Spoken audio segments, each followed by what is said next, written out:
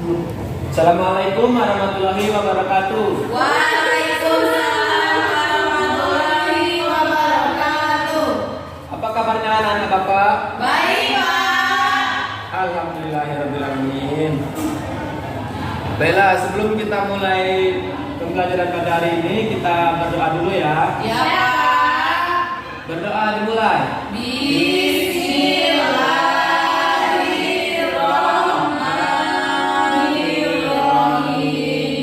Raditu billahi rabban wa bil islami dinan wa bil muhammadin nabiyya wa rasulah. Rabbi zidni ilma warzuqni fahma. Amin ya rabbal alamin. Baiklah, kita absen dulu. Siapa yang tidak masuk hari ini? Masuk semua, Pak. Nihil ya. Ya, Pak. Nah, baiklah.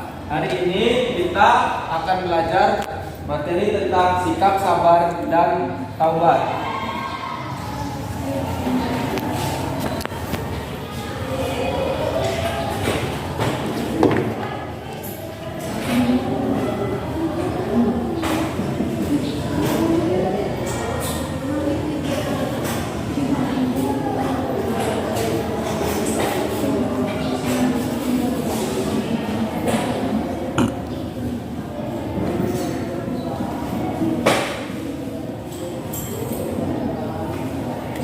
Nah, apakah di sini anak-anak sudah mengerti apa itu sabar dan taubat?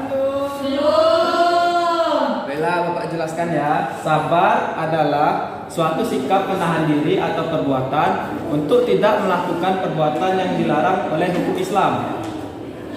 Sabar juga artinya bertahan serta tidak mengeluh pada saat sulit atau sedang mengalami musibah. Sabar itu ada beberapa jenis. Yang pertama yaitu sabar dalam menghadapi musibah. Yang kedua, sabar mematuhi perintah Allah. Dan yang ketiga, sabar meninggalkan perbuatan maksiat. Terus materi selanjutnya yaitu taubat. Taubat adalah kembali kepada Allah yang Maha Pengampun dan Maha Penyayang, atau berserah diri kepadanya dengan hati penuh penyesalan dan sungguh-sungguh. Dan taubat juga berarti memohon ampunan kepada Allah agar tidak membuat suatu dosa atau maksiat lagi. Nah, jadi sabar itu adalah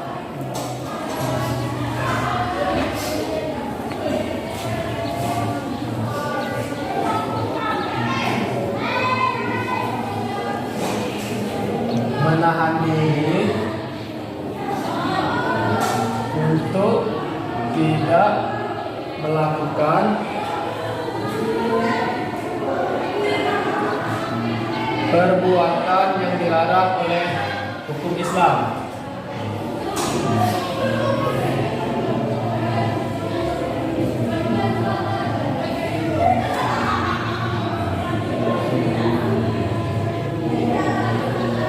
Apa tadi sabar anak-anak?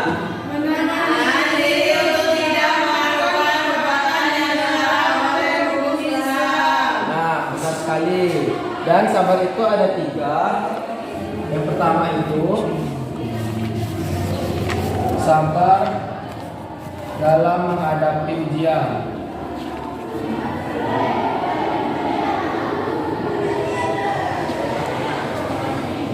Yang kedua itu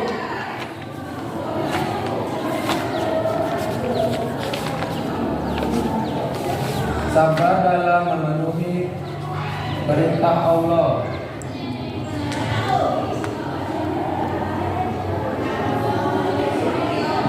Dan yang ketiga, sabar meninggalkan perbuatan maksiat.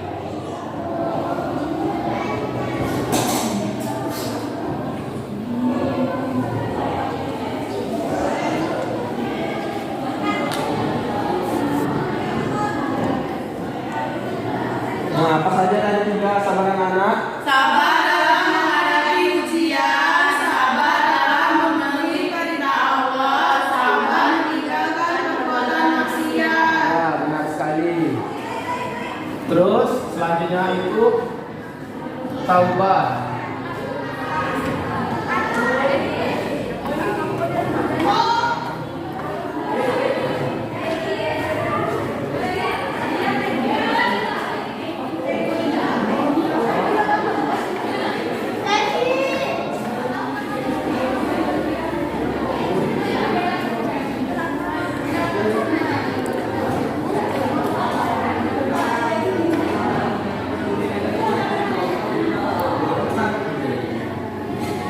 Nah, apa tadi taubat anak-anak? adalah kepada Allah setelah kesalahan dan salah. Ya, benar sekali. Baiklah, Bapak di sini ada kisah sabar dan taubat tentang Nabi Ayub alaihissalam. Nabi Ayub alaihissalam adalah salah satu seorang nabi yang memiliki kekayaan yang luar biasa dan harta yang melimpah. Beliau itu memiliki kebun yang banyak dan luas serta memiliki binatang ternak yang sangat banyak dan memiliki istri yang setia dan anak-anak atau keturunan yang baik. Beliau adalah seorang yang sangat dermawan. Beliau selalu bersedekah terhadap fakir miskin, terhadap sesama dan kepada janda atau siapapun itu. Sampai-sampai seorang iblis pun iri terhadap Nabi Ayub alaihissalam ini karena dia sangat beriman dan bertakwa kepada Allah. Suatu ketika iblis ini berbicara kepada Allah kalau Nabi Ayub itu beribadah dan beriman kepada Allah hanya karena memiliki harta yang banyak. Akhirnya Allah pun memberikan cobaan kepada Nabi Ayub ini dengan memberikannya penyakit kulit dan juga semua hewan ternak dan kekayaannya habis dibuatnya. Tetapi dalam keadaan sakit itu Nabi Ayub alaihissalam tetap beriman dan bertakwa kepada Allah Subhanahu wa taala. Semua orang yang awalnya mengagumi dan menyukai Nabi Ayub alaihissalam perlahan meninggalkan Nabi Ayub alaihissalam karena penyakit kulit yang dideritanya, kecuali 2 orang saudaranya dan seorang istrinya. Sampai-sampai seorang istrinya pun meninggalkannya karena dia tidak tahan dengan Nabi Ayub alaihissalam. Nabi Ayub alaihissalam pun mengatakan, jika engkau kembali aku akan memukulmu sebanyak 100 kali. Setelah sakit yang cukup lama yaitu 18 tahun, akhirnya Nabi Ayub alaihissalam diberikan kesembuhan. Ketika Allah berfirman menyuruhnya untuk menghentakkan kaki, kemudian muncullah air dari hentakan kaki tersebut untuk minum dan mengobati penyakitnya tersebut. Nabi Ayub alaihissalam pun membersihkan luka-lukanya dan meminum air tersebut sehingga dia kembali sehat seperti semula dengan wajah yang lebih tampan dari sebelumnya. Akhirnya istri Nabi Ayub alaihissalam pun kembali kepadanya. Tetapi karena Nabi Ayub alaihissalam tidak tega dan dia sangat sabar, dia tidak mau memukul istrinya tersebut. Akhirnya dia hanya mengambil beberapa helai gandum dan memukulnya sekali saja dengan pelan untuk menepati janji tersebut. Nah, meskipun Nabi Ayub itu mengalami sakit yang cukup lama, beliau itu tetap bertakwa dan beriman kepada Allah dan tidak pernah sekalipun menyebutkan Allah. Nah, anak-anak, dari cerita yang Bapak sampaikan tadi, apa hikmah yang dapat kalian ambil dari cerita Nabi Ayub? Harus menjadi orang yang sabar. Nah, baik, benar sekali Nisa. Apakah ada lagi? Nah, hikmah yang dapat kita ambil dari kisah Nabi Ayub itu, yaitu kita hendaklah beriman kepada Allah dengan benar, yakni dengan ketentuan takdir Allah. Yang kedua yaitu hendaklah tidak berprasangka buruk kepada Allah ketika mendapat ujian dan cobaan darinya. Terus yang ketiga, kita hendaklah sabar dalam menghadapi segala cobaan dari Allah Subhanahu wa taala. Dan yang keempat, ingat dan sadarilah perbuatan setiap ada kesusahan dan pasti ada kegembiraan. Yang terakhir, setiap ada penyakit pasti ada obatnya. Nah, baiklah anak-anak, dari cerita yang Bapak sampaikan tadi, Bapak minta kalian menyebutkan contoh sikap sabar. Coba siapa yang bisa? Sikap sabar. Sabar ketika diberi ujian dari Allah, Pak. Ya, benar sekali Jana.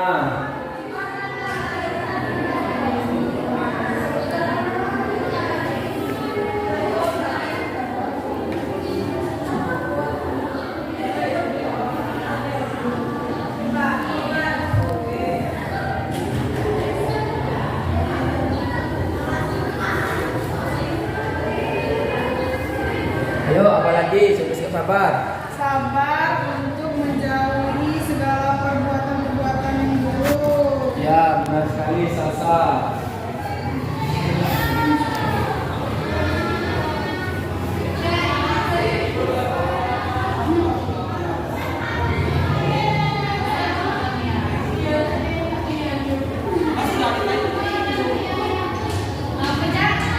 Nah, sabar yang ketiga yaitu senantiasa meningkatkan ibadah dalam keadaan apapun. Selanjutnya, contoh sikap taubat. Siapa yang tahu contoh sikap taubat?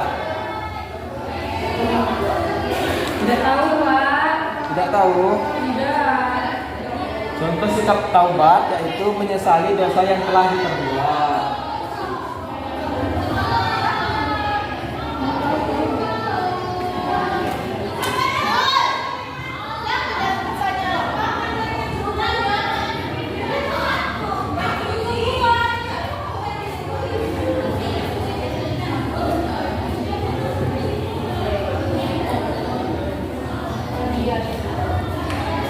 Yang selanjutnya yaitu meninggalkan maksiat yang telah dilakukan.